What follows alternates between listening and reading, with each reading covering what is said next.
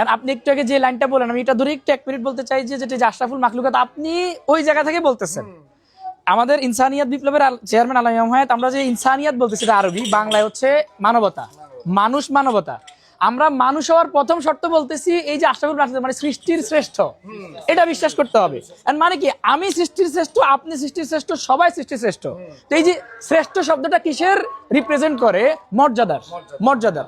তাইলে মর্যাদা অর্থাৎ সব কিছুর ঊর্ধ্বে মানুষের মর্যাদা। বর্ডার, রাষ্ট্র, ভাষা, লিঙ্গ, সূর্য, মাটি, পানি, সবকিছুর ঊর্ধ্বে, সকল সৃষ্টির ঊর্ধ্বে মানুষ। এটা যদি আমি স্বীকার করি তাইলে কিন্তু আর আমার সাথে অন্য মানুষের সাথে এই যে ভূখণ্ডের ভিত্তিতে আজকে যে পৃথিবীতে এতগুলা ভাগ হয়ে আছে, বর্ডার হয়ে, এটা আমরা এটাকে জাতীয়তাবাদী চেতনা বলে।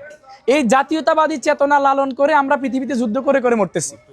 একটা হচ্ছে এটা, আর আরেকটা হচ্ছে ধর্মের নামে উগ্রবাদী অধর্ম যারা স্বৈর রাজনীতি করে, তারা ধর্মের বিকৃত ধারা, এরা ধর্মের আসল ধারা নয়। এই ধর্মের নামে সরাসরি রাজনীতি, ধর্মের শিক্ষা নয়, ধর্মের নির্দিষ্ট রাজনীতি হচ্ছে সব মানুষের কল্যাণের রাজনীতি। অর্থাৎ ওই যেটা বললাম, যেটা করে কি করে যারা এই উগ্রবাদ লালন করে, তারা মূলত প্রথমত মানুষের আবেগকে ব্যবহার করে, দ্বিতীয়ত তারা এটার মাধ্যমে ক্ষমতা জবরদখল করে ধর্মের যেই তাদের যে বিকৃত ধারাটা, ওটারও তারা জোরপূর্বক অন্যদের উপরে চাপাই দেয়। এটা ইসলামের নামে বলেন, ধর্মের সব ধর্মের নামে আছে, ধর্মের বাহিরে অন্যান্য মতবাদের নামেও আছে। তো এই ক্ষেত্রে আমাদেরকে মানে এই জায়গাটাতে, এবং যেমন ধর্মের ভিত্তিতে অসাম্প্রদায়িক হইতে হবে ধর্মের দিক থেকে, আবার একইভাবে ভাষার দিক থেকে অসাম্প্রদায়িক হইতে হবে, মানে সব ভাষার মানুষের।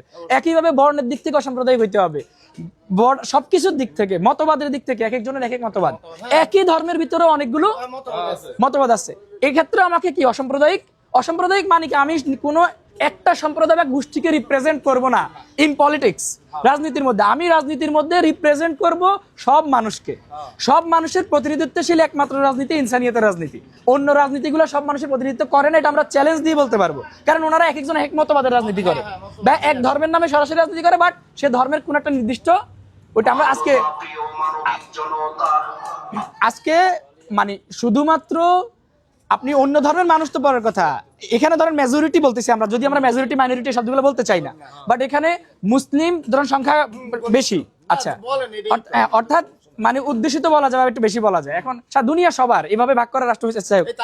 এখন এখানে অন্য ধর্মের মানুষ তো পরের কথা, নিজের ধর্মের ভিতরে গত 1.5 বছরে 116টা মাজারে হামলা হয়েছে। অনেক জায়গায় ভালো আছে, খারাপ আছে, মানে এটা সব ক্ষেত্রেই আছে। দোকানে পাটে ভালো খারাপ আছে, স্কুল মাদ্রাসায় ভালো খারাপ, সব জায়গায় আছে। আমরা খারাপটাকে দূর করার চেষ্টা করব, কিন্তু তারা এটা অজুহাত দিয়ে, মূলত শত্রুতা হচ্ছে আউলিয়া কেরামের সাথে, বা যারা আল্লাহর বন্ধু, বা যারা সঠিক ইসলাম, মানবতার ইসলাম, শান্তির ইসলামের ধারক, ওদের সাথে ওনাদের শত্রুতা এবং ওনাদের জিয়ারত তারা পছন্দ করে না। তাইলে এদের কাছে কারো ধর্মই নিরাপদ না, কারো জীবনে নিরাপদ না, রাষ্ট্র নিরাপদ না। তাই সবার ধর্ম, সবার রাষ্ট্র, সবার জীবন রক্ষার জন্য আমরা সব মানুষের প্রতিনিধিত্বশীল মানবতার রাজনীতি, আমরা রাজনীতির পরিবর্তন করতে চাই। দল বা সরকারের পরিবর্তন হইতেছে, কোনো ভাগ্যের পরিবর্তন হচ্ছে না, কিন্তু মূল গোড়া যেটা, একজন ব্যক্তি ভালো হইতে পারে এক দলের, ওনার নিয়ত ভালো হইতে পারে, কিন্তু উনি যে রাজনীতি করে ওই রাজনীতি থেকে উনি ভালো কিছু করতে পারবে না, ওনারে দিবে না, উনিও পারবে না, এবং উনি নিজেও একসময় নষ্ট মানসিকতা রয়ে যাবে। উনি একদিক দিয়ে ভালো মুখোশ দেখাচ্ছে বা ভালো হয়তো করতে চাইবে, ওনার কর্মীরা উল্টাপাল্টা কাজ করলে উনি কিছু বলতে পারবে না, কারণ দলীয় আদর্শ ওটা করতে আমরা দেখছি। এই যে মানে মনে করেন যারা দিনের ভোট রাতে দিছে, এখন ওই ফলাফল গুলারে তো মনে করেন যার পরবর্তীতে এরা কিছু করলেন, কিছু বলতে পারতেছে, কারণ এরা কেবল আমরা তো আপনাদের লোক আসিলাম, কেন আমরা এই অপকর্ম করতে যাব। তবে হ্যাঁ, আগের যে ওই রাজনীতির সমস্যা, এখন উগ্রবাদের সমস্যা, সব আরো সমস্যা। তো সকল খুন, জুলুম, দস্যুতা, দ্বন্দ্ব, সংঘাতের রাজনীতি থেকে বিরত হয়ে আপনার মানে এই যে আমরা মানবতার রাজনীতি আসবো, মানবতার রাষ্ট্র আমরা তৈরি করব, মানবতার দুনিয়া তৈরি করব। আমাদের স্লোগান আছে, সব মানুষ ভাই ভাই, মানবতার রাষ্ট্র চাই। এটা সব মানুষ আমরা ভাই ভাই, আদম সন্তান, ওই জায়গা থেকে। আবার আমার মুসলিম ওটা আলাদা আছে, আবার আমার রক্তের সম্পর্কের আমার ভাই, আমার স্বাস্থ্য ওইটা আলাদা আছে, কিন্তু ওই সবার যেটা মানবিক ভ্রাতৃত্ববোধ, এটা ইমাম হায়াতের স্লোগান, এটা একটা স্লোগান।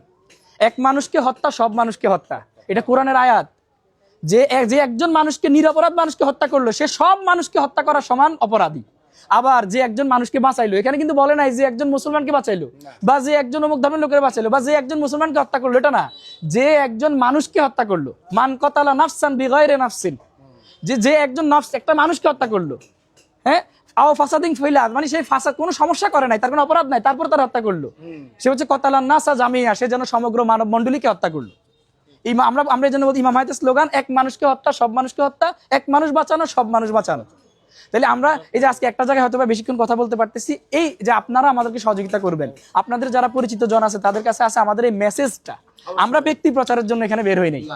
এই জন্য কে প্রার্থী ওইটা থাকবে, হ্যাঁ দেখার দরকার আছে, কিন্তু আমরা সবচেয়ে বেশি বলতেছি, কষ্ট হচ্ছে আপনার, সরি, যে আমাদের এই লাইনগুলো যে একক ধর্মের ছদ্মনামধারী অধর্ম শরীয়ত, এই জিনিসগুলো আপনারা একটু পড়বেন, এবং রাসূলের দেওয়া সব ধর্মের যারা মানবিক ধারক ছিলেন ওনাদের সবার নিরাপত্তা আমরা যাতে দিতে পারি ইনশাআল্লাহ। আর যদি সময় হয় কালকে একটু আইসেন।